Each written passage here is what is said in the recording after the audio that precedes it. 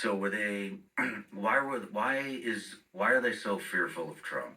Are they worried that They we think saw he's these a executive fascist. orders come out?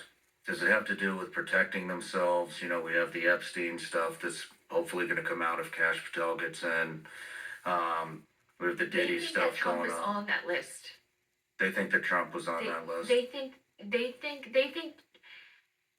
they pretend to hate Trump, but it's just a gag. It's just a show. It's a charade. You saw Obama yucking it up with him at someone's funeral, at Jimmy Carter's funeral. Democrats pretend to hate Trump, but at the end of the day, they crave him. They're obsessed with him.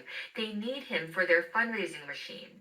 They need him for their raison d'etre. They, without Trump, they would have no rudder. They would be even worse off than they are.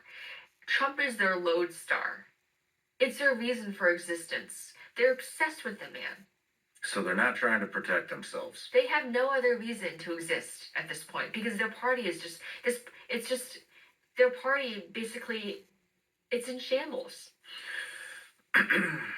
Let's talk about the executive orders that came out at the very end. Terrible. Terrible. So who orchestrated that? I mean, who was on there? It was Fauci was on there. Yeah. There was Milley was on there.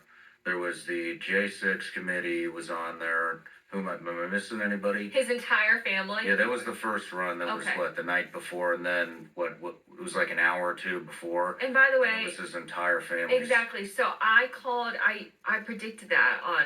I told people months ago that this would happen. By the way, I went on Times Radio and I said this, and it happened exactly the way I said it would.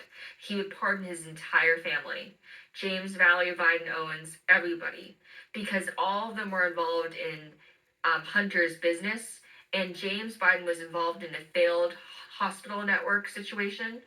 Um, and I want people to know that extends all the way back to 2014, the start of the Burisma situation in Ukraine. So the whole thing is sprawling. The entire family enterprise was influence peddling. Like everyone was in on it essentially, except